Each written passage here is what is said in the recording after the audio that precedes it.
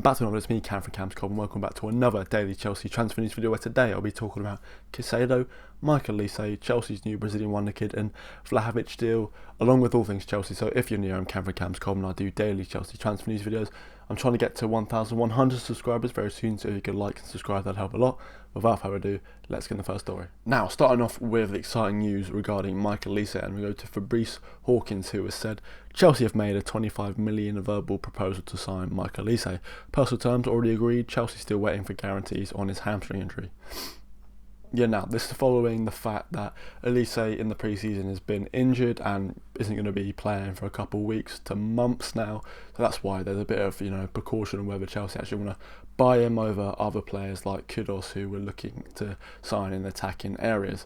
Of course, 25 million, you definitely will not go for that. His release clause is around 35 million, and realistically a bid around 40 to 50 million pounds is probably more likely to what is going to happen. But I mean, Palace are pushovers, and hopefully we can get a best deal as possible. Fabrice Hawkins carries on by saying Olise currently has a slight preference for Chelsea over City.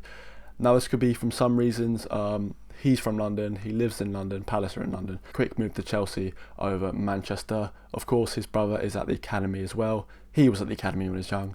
Let's bring Olise home for around 35 to 40 million pounds. Of course, 11 assists in the Premier League last season. Only Kevin De Bruyne got more. There's no, his talent is there. He's had 2 seasons in the Premier League now, and hopefully he could kick on if he were to join Chelsea. Of course, I mentioned Kudus, he's more central. Olise at Palace has been playing on the right, but Pochettino said that if Chelsea were to sign him, they'd want him to be in the cam position.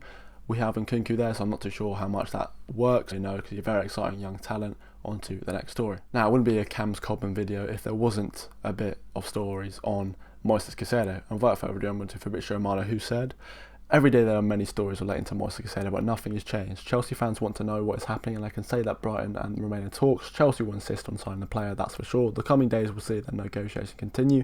I have no idea what happens in the case where it isn't done this summer, as this is something the two clubs have never discussed. Chelsea's focus remains on getting Caicedo this summer.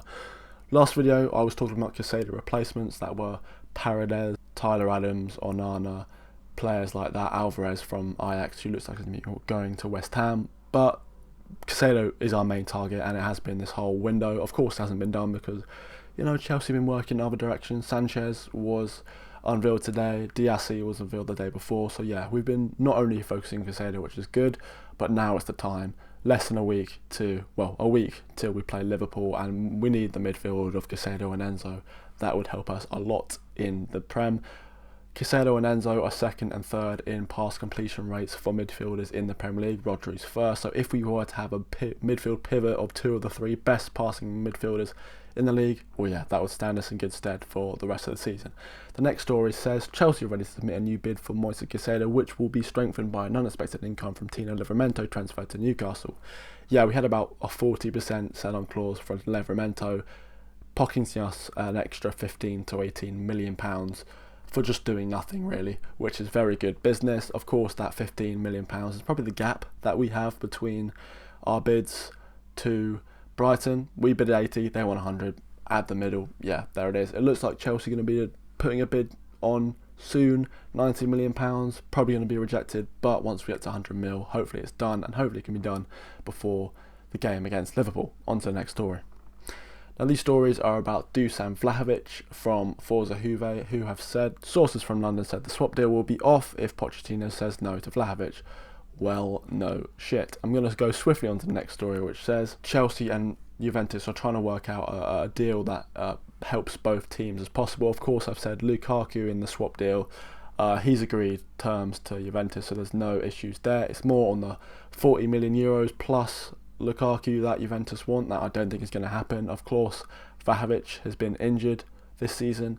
10 goals in the league. Yeah, it's not going to be looking good. But if personally, I don't think we need him. I think we just put our faith in Jackson and then Brozier when he comes in.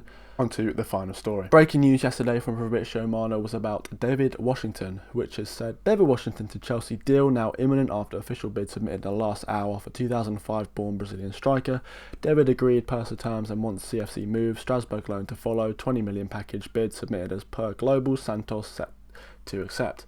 So I don't know what Todd Bowley likes about these young Brazilians, but he's just going to Santos and picking off two of their youngest, most talented players and shipping them off to Strasbourg. Of course, Gabriel, who we got early in the season from Santos, is going to Strasbourg as well, so it's going to be very exciting with Strasbourg going to have some Brazilian flair in their team. Of course, they only just stayed up last year, so it'll be very exciting to watch. I will of course be supporting Strasbourg as a Chelsea fan and hoping they do the best. But yeah, I mean, this is just another, our scouting under Todd Bowley's been a bit different. We've been signing lots of Brazilians, and I can't complain. Our scouting based signings, players like Badiashile, Malo Gusto, these two Brazilians, well, they're better than the signings of Sterling and Cucurella if you think about it. So yeah, thank you guys for watching. I'll see you tomorrow for more Chelsea transfer news videos. See you then.